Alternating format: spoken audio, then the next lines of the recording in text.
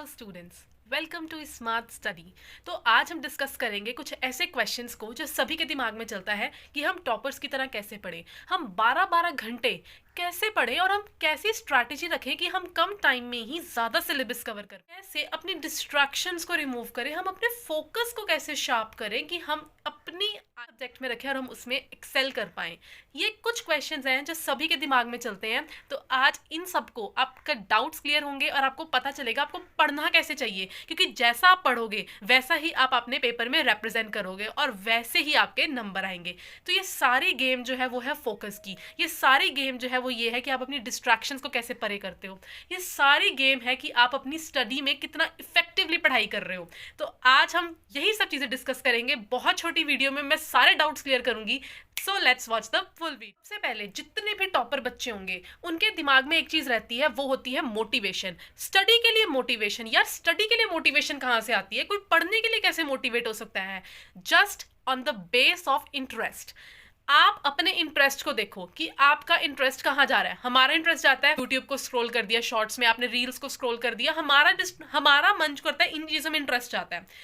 उसमें हमें अंदर से पता होता है, गिल्ट रहती है अंदर कि यार हम टाइम वेस्ट कर रहे हैं, इससे अच्छा हम पढ़ भी सकते हैं, बट फिर भी हम क्या करते हैं, कंटिन्यूसली स्क्रॉल करते रहते हैं। इसका मतलब आपकी लाइफ में कोई मोटिवेशन नहीं है।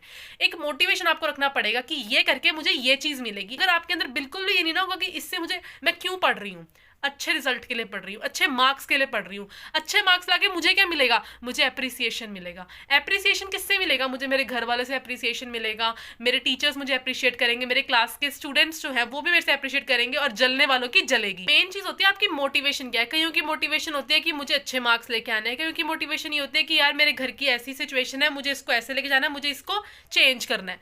तो एक मोटिवेशन बहुत बड़ा फैक्टर होता है। मोटिवेशन जिस दिन होगी उसी दिन आपसे पढ़ाई होगी। तो जब भी तुम्हारे माइंड में कोई डिस्ट्रैक्शन आ जाए ना, सोचो कि तुम्हें चाहिए क्या। जब तुम्हारे अंदर वो पता लग जाएगा कि मुझे ये चाहिए और ये मुझे इस वे से मिलेगा, तो उसी लाइन पे चढ़ जाओ और वहीं से तुम आगे चलते जाओ। चीज आती है डिस्ट्रैक्शन। देखो डिस्ट्रैक्शन जो होती है वो होती है दो तरह की। एक होती है इंटरनल डिस्ट्रैक्शन, एक होती है एक्सटर्नल डिस्ट्रैक्शन। एक्सटर्नल डिस्ट्रैक्शन तो आ गई, किसी फ्रेंड ने बुला लिया कि चला खेलने चलें, कि आजा हम यहाँ पे पार्टी करें। हमारा फोन में एक नोटिफिकेशन आ गई कि हाँ ये चल रहा है पार्टी में, हमारे ग्रुप में ये चल रहा है, ऐसे हो रहा है। यूट्यूब स्क्रॉल कर लेते हैं, इंस्टाग्राम स्क्रॉल कर लेते हैं, उसकी लाइफ में क्या चल रही है। वो डिस्ट्रैक्शन जो एक्सटर्नल जो थी वो तो थी। इंटरनल डिस्ट्रैक्शन होती है फियर, एंग्जाइटी, स्ट्रेस। ये तीन चीजें जो होती है वो आपकी इंटरनल डिस्ट्रैक्शन क्रिएट करती हैं। इंटरनल डिस्ट्रैक्शन में जब आपका फियर आता है, जब आपके अंदर एंग्जाइटी आती है, जब स्ट्रेस आता है कि क्या मैं अभी पढ़ रहा हूँ, क्या इसके उतने नंबर आएंगे, ये मैं जो कर रहा हूँ क्या मुझे इसका एक डेफिनेट रिजल्ट मिल जाएगा। फियर, स्ट्रेस और एंग्जाइटी, यार ये सिर्फ तब आते हैं जब आपको पता होता है you are wasting your time. देखो अगर मैं बैठी हूँ, मुझे पता है मेरा 2 दिन के बाद एग्जाम है और मैं तब भी अपने पढ़ाई में थोड़ी सी लेस फोकस्ड हूँ, एक दिन पहले थोड़ा ज्यादा पढ़ लूंगी, रात को ज्यादा पढ़ लूंगी, दिन में ज्यादा पढ़ लूंगी, लेकिन अभी मैं आई एम जस्ट स्क्रोलिंग इररेलिवेंटली, तब मुझे अंदर से पता होता है यार मैं पढ़ नहीं रही। जब मैं रात को सोने जाऊंगी अंदर एक रिग्रेट रहेगा, यार आज मैं थोड़ा सा पढ़ लेती, मैंने नहीं पढ़ा। ये चीजें आपकी इंटरनल डिस्ट्रैक्शन क्रिएट करती है। फिर जब आप पढ़ने बैठते हो ना, फिर आपको लगता है यार अब पढ़ने से क्या फायदा, पता नहीं कितने मार्क्स आएंगे, ये वो, ये सारे फ्यूचर के थॉट्स आने लग जाते हैं और जिसकी वजह से आपका बहुत टाइम वेस्ट हो जाता है और जितना पढ़ सकते थे उतना भी आप इफेक्टिवली नहीं पढ़ पाते। तो this is the major cause of your internal distraction. तभी कहते हैं कि हमेशा जब भी पढ़ रहे हो, let be in the present moment. अपने दिमाग को ये कह दो कोई बात नहीं, टेंशन लेनी है, स्ट्रेस लेना है, 1 घंटे बाद लूंगा, 1 घंटे में सिर्फ पढ़ाई करूंगा, जो मेरे से हो रहा है मैं वो अपना 100% दूंगा, मैं सिर्फ और सिर्फ अपनी स्टडी पे फोकस करूंगा। तो this is the major thing जिससे आप अपनी इंटरनल डिस्ट्रैक्शन को थोड़ा रिमूव कर सकते हैं। आपको बताइए, जब भी आप किसी एग्जाम के लिए पढ़ रहे हो तो आपको 3 टॉपिक्स रखने हैं, इजी, मीडियम और हार्ड। सबसे पहले आपने कौन से टॉपिक, हार्ड वाले, सब मीडियम वाले, फिर उसकी इजी वाले। सबसे बड़ी मेजर प्रॉब्लम पता है क्या होती है? कई बार हमें पता है कि हाँ जैसे मैं हूँ, मेरे को एक टॉपिक पता है, मुझे अच्छे से आता है, मैं इसको लास्ट में जस्ट एक बार रिवाइज कर जाऊंगी ये वो, और जब मैं रिविजन कर रही हूँ तो मैं मेन टॉपिक जो हार्ड वाले थे उन्हीं को पढ़ी जा रही हूँ, जो ईजी वाला है उसको मैं थोड़ा साइड रख दिया और उसको मैं बिना रिवाइज करे चली जाती हूँ कि मैं लिख दूंगी। और उसी का एक क्वेश्चन मेरे पास आ जाता है ना पेपर में, यार मैं वो भी ढंग से नहीं लिख पाती। क्यों नहीं लिख पाती? क्योंकि एक बार मैंने रिवाइज नहीं किया, मैं इतनी ओवर कॉन्फिडेंट थी ना उस टॉपिक को लेके कि मेरे को समझ में नहीं आ रहा मैं उसमें क्या लिखूं, क्या रेलिवेंट लिखूं, क्या नहीं लिखूं।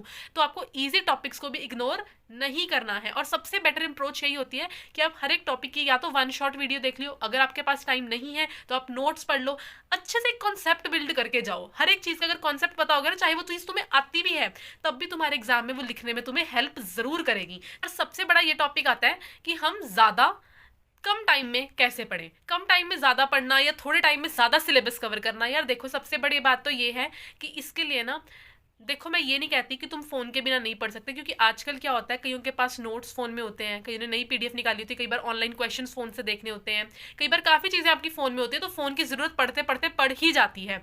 तुम्हें क्या करना है, अपना इंस्टाग्राम डिलीट कर देना है, यूट्यूब की नोटिफिकेशंस को फालतू ऑफ कर देना है, और साथ में व्हाट्सएप जितनी भी सोशल मीडिया एप्स हैं उन सबके तुमने नोटिफिकेशंस ऑफ कर देने हैं। जब तुम पढ़ रहे हो, it is only your and book time. आपको सिर्फ अपना काम करना है, आपको अपनी रिविजन को स्ट्रॉन्ग करना है, अपनी स्टडी को इफेक्टिव बनाना है।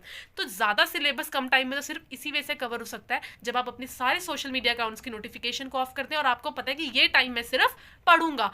जितने टाइम आपने सोचा कि मैं 1 घंटे पढ़ूंगा, 1.5 आवर पढ़ूंगा, that should be very much effective. आपको बिल्कुल भी तब कोई भी नोटिफिकेशन देख के अपने आपके माइंड को डाइवर्ट नहीं करना है। आपको अपनी स्टडी में ही कॉन्टिन्यूस रखना है, और स्टडी करने से पहले शुरू में ही एक लिस्ट के ऊपर लिख लो कि मैं ये टॉपिक, ये टॉपिक, ये टॉपिक, ये टॉपिक, इस 1 घंटे में मैं ये 4-5 टॉपिक कवर करूंगा। 6-7 जितने टॉपिक आप लिख सकते हो, आपको अपनी कैपेसिटी का पता है, आप वो टॉपिक्स लिखो और तभी अपनी स्टडी को शुरू करो। इररेलीवेंटली कुछ भी उठा के देखना मत स्टार्ट करो, प्रॉपरली लिखो कि मैं यार 1 घंटे में ये करूंगा। तो ऐसे ही आपका कम टाइम में ज्यादा सिलेबस कवर होता है, and this is a very effective and very good trick. देखो लास्ट में क्या है, कई बार ऐसा होता है कि हमें रिग्रेट होता है कि यार काश मैं थोड़ा और पढ़ लेता, क्योंकि जब रिजल्ट आता है ना तब सब पर्दे साफ हो जाते हैं। तब हमारे अंदर ये होता है, काश मैं उस टाइम पढ़ लेता, मैं काश उस टाइम पढ़ लेता। इस रिग्रेट से बेटर है यार, देखो नंबर किसी को नहीं पता किसके कितने आने हैं, यू कैन नेवर इमेजिन किसके कितने मार्क्स आने हैं, किसके नहीं आने हैं। कोई टॉपर भी होगा ना, वो भी ये नहीं कह सकता कि मैं पक्का 98% ही लाऊंगा, उसका भी श्योरिटी नहीं होती, बस वो इतना कह सकता है शायद 90 अबव आ जाएंगे। But the main thing is, उसको सोचने से बेटर है, रिजल्ट को सोचने से बेटर है, उसके बाद में रिग्रेट करने से बेटर है, आपको सिर्फ एक चीज करनी चाहिए कि it's fine, it's okay, you are not a robot. आप अपना 100% आज दोगे, आपके जितने भी मार्क्स आएंगे उस टाइम पे आपको रिग्रेट फील नहीं होना चाहिए कि यार मैंने उस टाइम पे पढ़ाई नहीं करी थी। चाहे आज भी तुम पढ़ रहे हो ना, आज भी तुम पढ़ना स्टार्ट कर रहे हो, इस वे से पढ़ो कि मैं हाँ यार 100% दूंगा, चाहे कुछ भी हो जाए मैं अपना 100% दूंगा, चाहे मैं आज ही पढ़ना शुरू कर रहा हूँ कोई बात नहीं, 60% आ जाएंगे, 70 आ जाएंगे, 80 आ जाएंगे, लेकिन मैं अपनी मेहनत से अपना 100% दूंगा। ये चीज तुम्हारे अंदर होगी, और उस दिन जब रिजल्ट आएगा ना, चाहे कम नंबर है चाहे ज्यादा नंबर है, लिख के ले लो, एक रिग्रेट की फीलिंग नहीं होगी, क्योंकि तुम्हें पता होगा यार मैंने अपनी मेहनत करी थी, चाहे मैंने लेट मेहनत करनी शुरू करी है लेकिन मैंने करी है। तो everyone will be on your side. अपने आप को कभी भी ये मत सोचो कि आप किसी से कम हो, जितना कर रहे हो स्मार्टली करो, अच्छे से करो, लास्ट ईयर के क्वेश्चन आंसर्स करो, previous year question answer is very important. कोई भी चैप्टर जो तुम्हें पता है कि ये नहीं समझ आ रहा, प्रीवियस ईयर क्वेश्चंस निकाल लो, उसके अकॉर्डिंगली चैप्टर को पढ़ना स्टार्ट कर दो। ऐसे ही तुम्हारे मार्क्स आएंगे और ऐसे ही तुम अच्छा स्कोर कर पाओगे। लेकिन अपने ऊपर कभी भी बर्डन मत बनने दो कि नहीं मुझे इतना ही स्कोर करना है, इतना ही करना है। जितना होगा अच्छा होगा, लेकिन अभी तुमने अपना बेस्ट देना है। So let's meet in the next video.